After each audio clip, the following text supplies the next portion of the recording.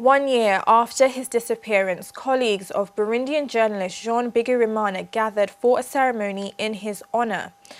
There has been no news regarding his whereabouts, but his colleagues and family remain hopeful that he will return alive.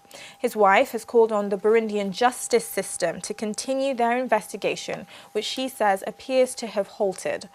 A spokesperson for the Supreme Court says the file on Mr. Bigirimana's disappearance is open with the prosecutor's office, but did not reveal the progress of the investigations. My dear colleagues, the disappearance of our colleague has profoundly affected us and affects us still.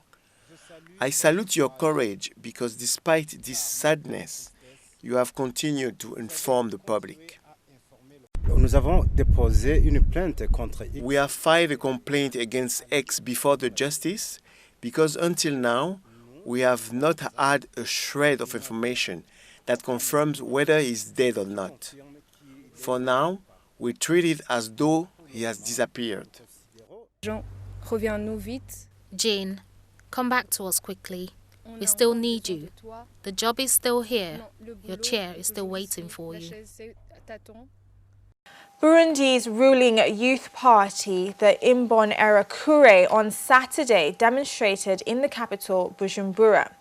In what they called a demonstration of youth, the young people came running in their thousands, chanting songs praising President Pierre Nkurunziza. Local residents estimated there were over 5,000 young people at the rally. In an interview, the vice president of the opposition Frodebu party said the CNDD-FDD party now reigns with terror. The youth party, which the UN has referred to as a militia group, is accused of grave human rights violations committed 2 years ago, along with police, the Secret Service and the army. We have shown that we are there, that we will always be there, and we must exist here in the city of Bujumbura, no matter how hard the ups and downs are. Amongst all the parts of treason that he has taken, the former president, Ndayi Zeye, has no lesson to give us. He has no lesson to give the Imbonerakure from the CNDD-FDD. Tell him that enough is enough. We are warning him, and if he continues like that, we will pull off his ears. The East African Regional Trade Bloc, known as IGAD, on Monday said it would prioritize accountability in South Sudan in an attempt to end the long-term civil war in the country. The chairman of the IGAD Council of Ministers said that the summit would work towards implementing a system to put in place a truth and reconciliation process and see the victims of the conflict repatriated. The Intergovernmental Authority on Development, known as IGAD, is reviewing the progress made in South Sudan at its 58th extraordinary session being held in Juba.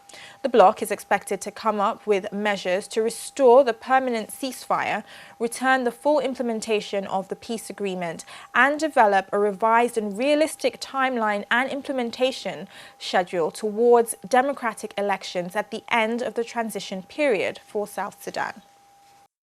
Now, the number of rhinos killed for their horns by poachers in South Africa fell slightly in the first half of this year, signalling a continuation in the downward trend. But the Environment Minister for South Africa told the press at a briefing that while the number of poached dropped by 13 animals, the number of killed is still more than 500. One of Africa's largest game reserves, the Kruger National Park, which has in the past experienced the worst slaughter of rhinos, has seen a 34% drop in the number of animals killed. However, the Environment Minister also said that the number of rhinos poached has increased in other parts of the country. In Madagascar, the country's first racing game has been launched. Gazcar gives players the opportunity to race through the empty streets of the capital. Now let's take a look in this next report. The international games market is dominated by Japan, China and the US. But the Indian Ocean island of Madagascar is taking baby steps into the world of virtual play. At a recent gaming expo in Antananarivo, Gazcar impressed players with its free-to-download app. What I like is that all of the tracks are in Madagascar. This game is different from anything done overseas. In racing games, you normally race in cars that are alien to us, like Mustangs. In this, you can race in a 4L. That makes it more realistic. Thanks to Gazcar, players can explore the streets of Antananarivo without pedestrians or the traffic getting in the way. It's even possible to race some circuits complete with authentic potholes. We've modelled 26 vehicles, all customisable. You can alter the chassis, the styling, the engine power. You can drive 2CVs or 4Ls. You can race taxis. Cousins Mathieu and Silavina created the game in their family home that doubles up as an office and studio. It took their team of 10 designers, coders and developers almost 2 years to build Gazcar. Their biggest challenge is high internet costs and frequent power cuts. In Madagascar, you have to pay the equivalent of €80 for just 50 gigabytes of data. It's not even unlimited. And there are regular power cuts. There are days when the power is out for 8 hours, so that really affects our productivity. These constraints have slowed the growth of gaming companies across Africa, a continent with approximately 650 million mobile phone users, representing a major potential market for homegrown games. The Ivorian music group Magic System celebrates 20 years together. The group, which saw massive success in the Francophone world, have 3 platinum and 16 gold records under their belts.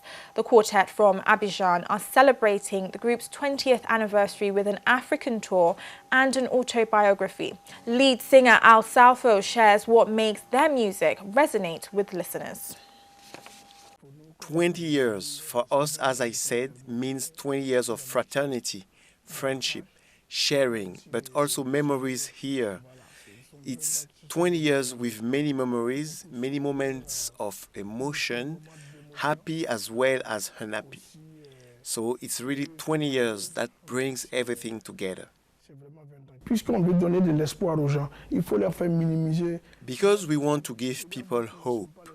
We want to make their problems smaller and tell them they are not alone.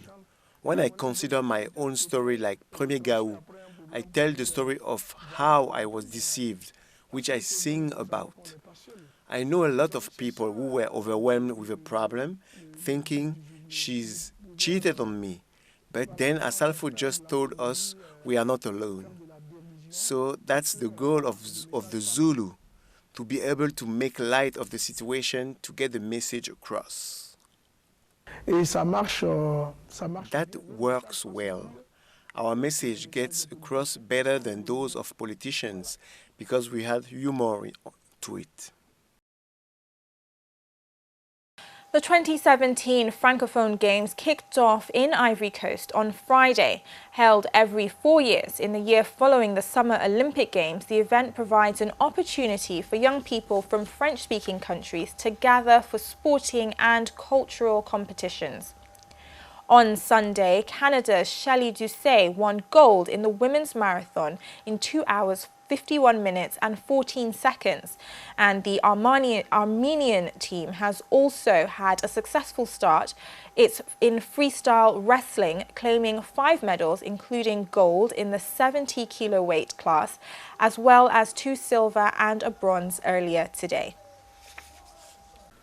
Ivory Coast is happy and proud to host the 8th Francophone Games.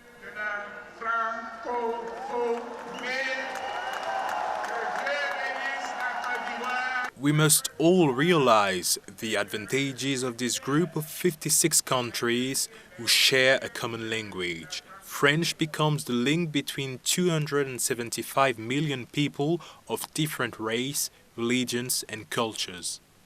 African football giant Nigeria is taking a leap into a new football variant known as freestyle football. The sport started off in 2008, but it hasn't really been embraced on the continent except for one contest held in Cape Town in South Africa. But Nigerians are now taking up the sport more seriously, hosting the country's first ever freestyle football championship in Lagos. What freestyle does is it changes perception. Well, freestyle's biggest social opportunity is to build self-confidence, self-esteem, respect, and all the street values that you can only do in the street. And when we take that to the stage, we create role models. The future is bright, very bright. Most of these people you saw here train themselves, so it's a build-up. Going forward, now they've seen what it will be like out there. So going forward, we believe that they will develop themselves better and strive to be much better in the game. I didn't feel happy because I lost, obviously, but I can't really complain. I want to say a big congratulations to the winner, McCarthy. He really deserved it. He tried his best, and I wish him good luck going forward. Not about the money, but to make name for myself, for my generation, for my family, and to fulfill my destiny, my talent entirely. Well, that's all from the news team and I tonight. We'll be back at the same time tomorrow. See you then. Goodbye.